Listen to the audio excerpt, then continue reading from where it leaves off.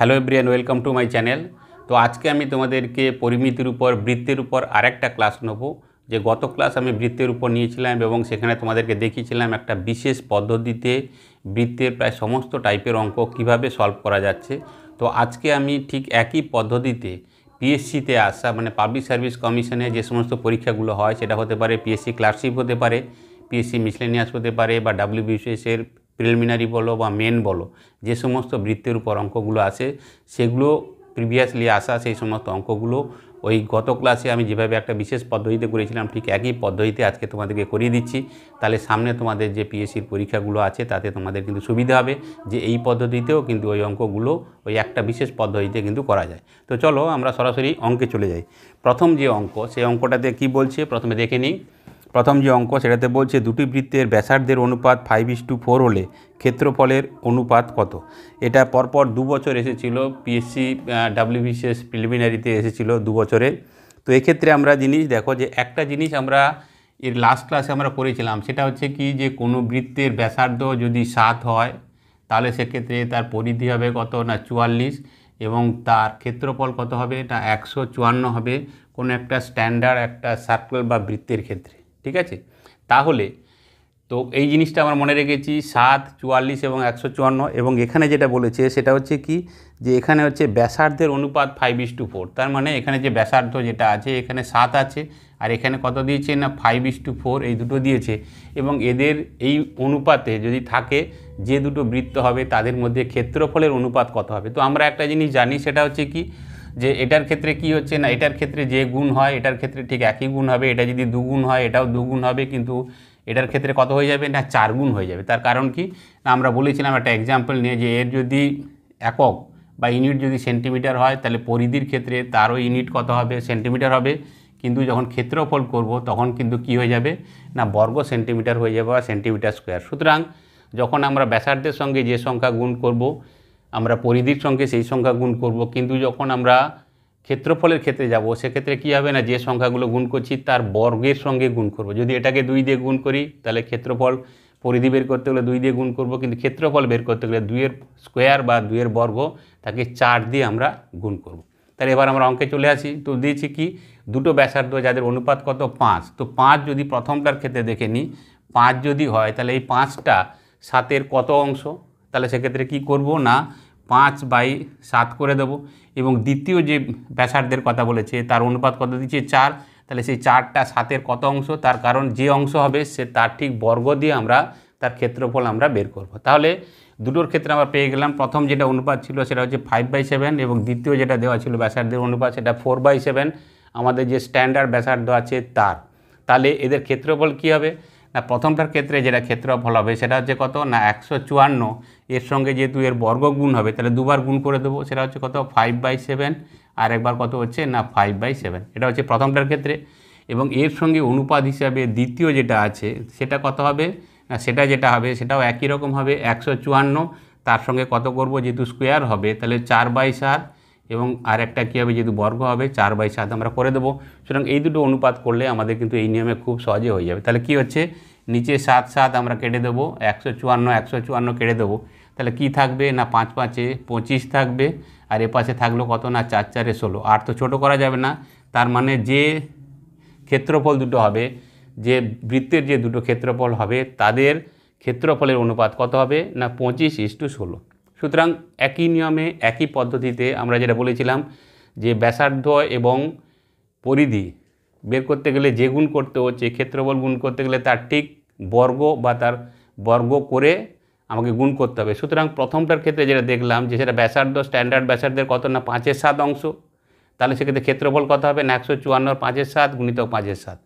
আর দ্বিতীয়টার ক্ষেত্রে যেটা ব্যাসার্ধ দিয়েছিল যে 4, তো সেটার ক্ষেত্রে কত হবে 7-এর কত অংশ না 4/7, তাহলে তার ক্ষেত্রে ক্ষেত্রফল কত হবে না 154 × 7/4/7 × 4/7। তো সেটাকে আমরা সলভ করলাম, তো সেক্ষেত্রে উত্তর আমাদের হয়ে গেল এই অঙ্কের ক্ষেত্রে কত বা দুটো ক্ষেত্রফলে যে অনুপাত সেটা হচ্ছে কত না 25:16। এবারের অঙ্কটাও পিএসসিতে আসা অঙ্ক। অঙ্কটাতে কি বলছে যে একটি বৃত্তের ক্ষেত্রফল 2464 বর্গমিটার হলে পরিধি কত মিটার হবে। তাহলে এক্ষেত্রে আমরা ঠিক যে পদ্ধতিতে করেছি সেটা হচ্ছে কি যে ব্যাসার্ধ যদি 7 হয় তাহলে পরিধি হবে কত 44, এবং ক্ষেত্রফল সেক্ষেত্রে কত হবে না 154 হবে। তো এক্ষেত্রে সরাসরি দিয়ে দিয়েছে যে সেটা ক্ষেত্রফল কত না 2464 বর্গমিটার। তো এখানে দিয়েছে কত না 2464 বর্গমিটার দিয়েছে। তাহলে প্রথমে আমাদের দেখে নিতে হবে কী বের করতে বলেছে যে পরিধি কত হবে। তাহলে প্রথমে আমাদের দেখে নিতে হবে যে এটা কত গুণ 154, যেটা স্ট্যান্ডার্ড একটা বৃত্তের ক্ষেত্রফল যদি 154 হয় তাহলে প্রশ্নে দিয়েছে 2464, তাহলে এর কত গুণ। তো সরাসরি আমরা 154 দিয়ে একে আমরা ভাগ করে ফেলবো।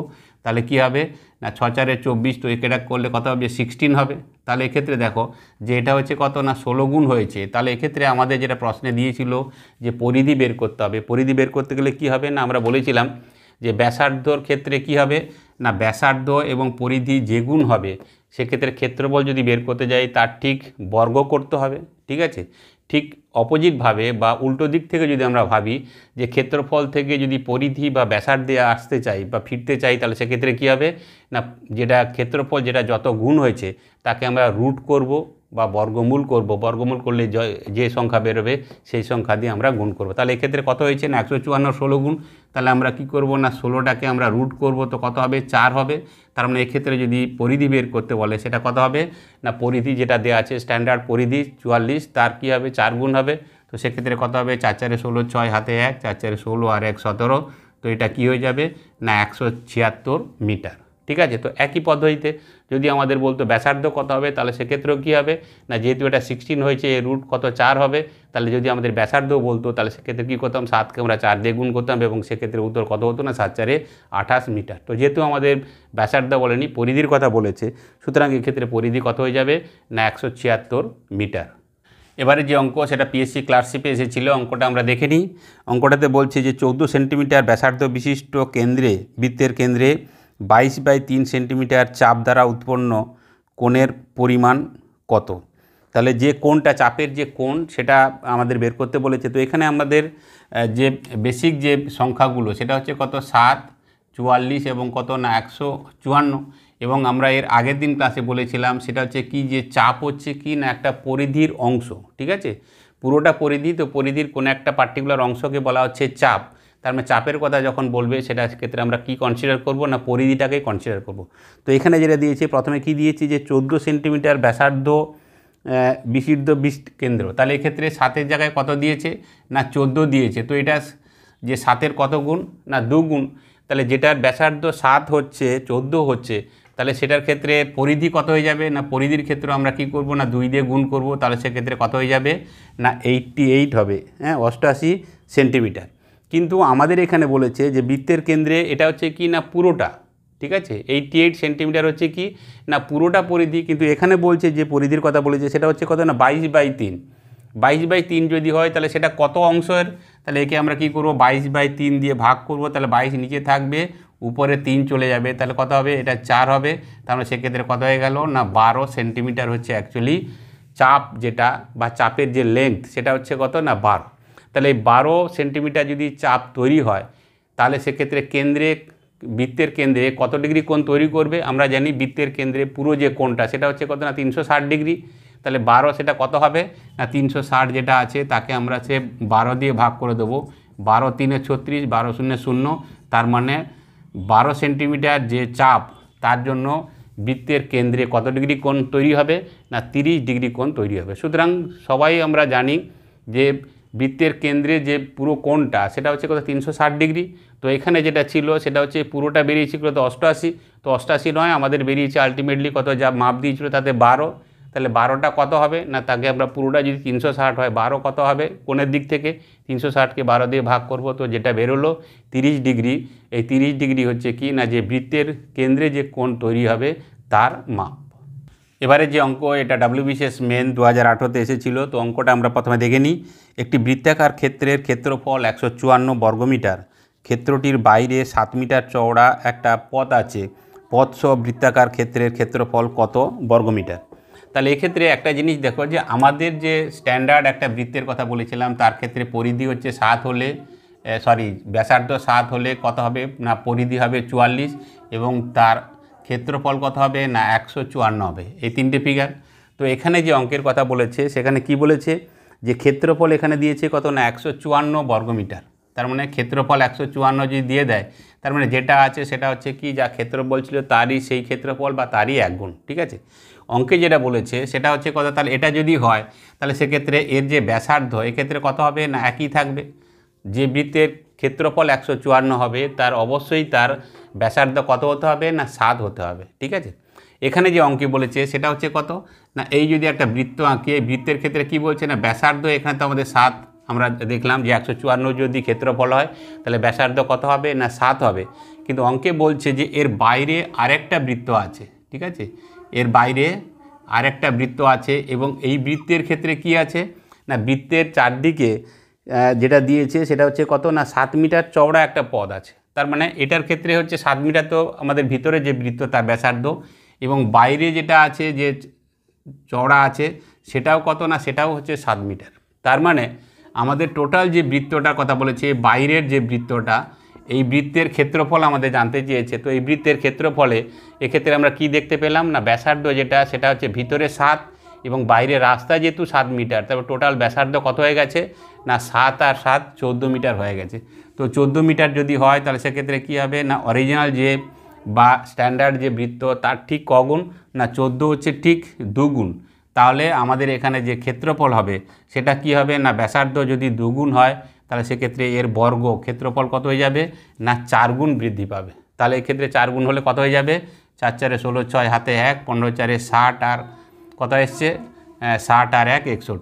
তার মানে এটার ক্ষেত্রে আমাদের উত্তর হয়ে যাবে কত, যে রাস্তা সহ যে বৃত্ত বা বাইরের যে বৃত্ত, ইউনিট এখানে কি দিয়েছে বর্গমিটার দিয়েছে। তার মানে যে রাস্তা সহ যে বাইরের যে বৃত্ত সেই বৃত্তের ক্ষেত্রফল কত হয়ে যাবে না 616 বর্গমিটার। সুতরাং খুব সহজভাবে যে সমস্ত অঙ্কগুলো এসেছে পিএসসিতে বা আসার সম্ভাবনা আছে প্রতিটার ক্ষেত্রে কিন্তু এগুলোর ক্ষেত্রে বেশিরভাগ অঙ্কই কিন্তু হয়ে যাবে। সুতরাং আমরা দেখলাম যে 154 যদি এরিয়া হয় তাহলে সেক্ষেত্রে কী হবে, তার ব্যাসার্ধ অবশ্যই 7 হবে। কিন্তু এখানে বলছে যে না, সেখানে কি আছে না তার বাইরে একটা 7 মিটার চওড়া রাস্তা আছে। তো 7 মিটার চওড়া যদি রাস্তা হয় তার মানে কী হবে, ব্যাসার্ধ ছিল অলরেডি 7, তার বাইরে সেখান থেকে আবার 7 হলো। তার মানে নতুন যে বাইরে যে বৃত্তটা তৈরি হলো তার ব্যাসার্ধ কত হলো, 7 আর 7 14 হলো। তাহলে ব্যাসার্ধ যদি 7-এর জায়গায় 14 হয় তখন 2 গুণ বেড়েছে। তাহলে ক্ষেত্রফল 2-এর জায়গায় কগুণ বাড়বে, তার বর্গ 4 গুণ বাড়বে। তাহলে 154 4 গুণ, তো সেক্ষেত্রে উত্তর কত হয়ে যাবে না 616 বর্গমিটার।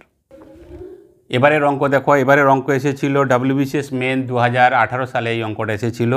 তো অঙ্কটা আগে দেখে নিই। অঙ্কটাতে বলছে একটি বৃত্তাকার তামার তারের ব্যাসার্ধ 7 সেন্টিমিটার, এটিকে বাঁকিয়ে একটি আয়তক্ষেত্র তৈরি করা হলো যার দৈর্ঘ্য ও প্রস্থের অনুপাত 7:4। তাহলে প্রস্থ কত সেন্টিমিটার। তাহলে এখানে একটা জিনিস আমরা এতক্ষণ যে অঙ্কগুলো করে এসেছি বা আগের দিন যেটা করেছি, যে একটা স্ট্যান্ডার্ড বৃত্তের ব্যাসার্ধ যদি 7 হয় তাহলে তার পরিসীমা হবে কত না 44 এবং তার ক্ষেত্রফল কত হয়ে যাবে না 154 হবে। ঠিক আছে, তো এখানে যেটা বলেছে সেটা হচ্ছে কি, যে একটা বৃত্তাকার তামার তার যার ব্যাসার্ধ হচ্ছে কত না 7 সেন্টিমিটার। তাহলে এখানে ব্যাসার্ধই আছে 7 আছে। ঠিক আছে, 7-এর জায়গায় 7ই আছে। তো একটা জিনিস বলছে এইটাকে বাঁকিয়ে, যে বৃত্তাকার যে তার যে ব্যাসার্ধ যদি 7 সেন্টিমিটার হয় তাহলে সেটাকে বাঁকিয়ে সেটাকে কি করলো না একটা আয়তক্ষেত্র তৈরি করলো। তো আমরা জানি যে একটা বৃত্তই বলো বা একই তার দিয়ে যদি একটা আয়তক্ষেত্র হয়, এর আগের দিন করেছি, বা যদি একটা স্কোয়ার হয় বা যদি একটা ত্রিভুজ হয়, যেটাই হোক না কেন তার তো একই আছে, লেংথের একই লেংথের তার। সুতরাং সবগুলোর ক্ষেত্রে কি হবে না পরিধি বা সার্কামফারেন্স সবগুলোর ক্ষেত্রে কি হবে না একই হবে। তাহলে পরিধি যদি সবগুলোর ক্ষেত্রে, তার তো একটাই, তারের যে লেংথ সেটা একই লেংথ, সেই একই লেংথ দিয়ে আয়তক্ষেত্র বর্গক্ষেত্র বা ত্রিভুজ করলে প্রত্যেকটার ক্ষেত্রে কী হবে পরিসীমা একই হবে। তাহলে যার ব্যাসার্ধ হচ্ছে 7 তার কি হবে না তার যে সেই বৃত্তের ক্ষেত্রে পরিসীমা কত হবে না 44 হবে। 7 হলে পরিসীমা কত হয় 44ই হয়। ঠিক আছে, তাহলে এখানে যেটা আয়তক্ষেত্র বেরোবে তারও পরিসীমা কত হবে না 44 হবে। তো আমরা জানি আয়তক্ষেত্রের পরিসীমা কত হয় না 2 গুণিতক কী হবে না দৈর্ঘ্য প্লাস প্রস্থ। ঠিক আছে, তো এটা যদি হয় এটা হচ্ছে কত না 44, তাহলে শুধুমাত্র দৈর্ঘ্য এবং প্রস্থ এই দুটো জিনিস কত হবে না এটা হবে 44/2। তো সেক্ষেত্রে কত হয়ে যাবে না দৈর্ঘ্য এবং প্রস্থের যোগফল হচ্ছে কত না 22 হচ্ছে। কিন্তু এখানে দৈর্ঘ্য এবং প্রস্থের অনুপাত দিয়েছে সেটা হচ্ছে কত না 7:4। তো এদের যে অনুপাত টোটাল কত না 11। তাহলে 11 গুণ যদি 22 হয় তাহলে 1 অনুপাত কত হবে 2 হবে। তাহলে এক্ষেত্রে যেটা দৈর্ঘ্য সেটা কত হবে না 7 গুণিতক 2 14 সেন্টিমিটার, এবং প্রস্থ যেটা হবে সেটা কত হবে না 4 গুণিতক 2, তো সেক্ষেত্রে কত হয়ে যাবে না 8 সেন্টিমিটার। তো আমাদের অঙ্কের ক্ষেত্রে যেটা জানতে চেয়েছে সেটা হচ্ছে কি যে প্রস্থ কত সেন্টিমিটার, প্রস্থ আমাদের বেরিয়ে গেল সেটা হচ্ছে কত না 8 সেন্টিমিটার। সুতরাং অঙ্ক আমাদের একই প্রসেসে হবে, একই পদ্ধতিতে হবে, শুধুমাত্র আমাদের খেয়াল রাখতে হবে যে কোত্থেকে আমরা অঙ্কটাকে শুরু করব।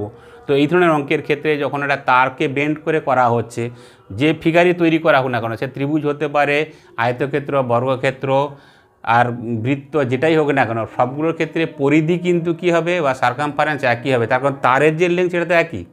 সুতরাং এখান থেকে আমরা খুব সহজে পেয়ে গেলাম ব্যাসার্ধ যদি 7 হয় তাহলে সেই যে বৃত্ত তার পরিধি কত হবে 44, তাহলে এই একই পরিধি আয়তক্ষেত্রের ক্ষেত্রে হবে। তো আয়তক্ষেত্রের পরিধি কত জানি, ফর্মুলা হিসেবে আমরা জানি 2 দৈর্ঘ্য গুণিতক প্রস্থ, দৈর্ঘ্য প্লাস প্রস্থ।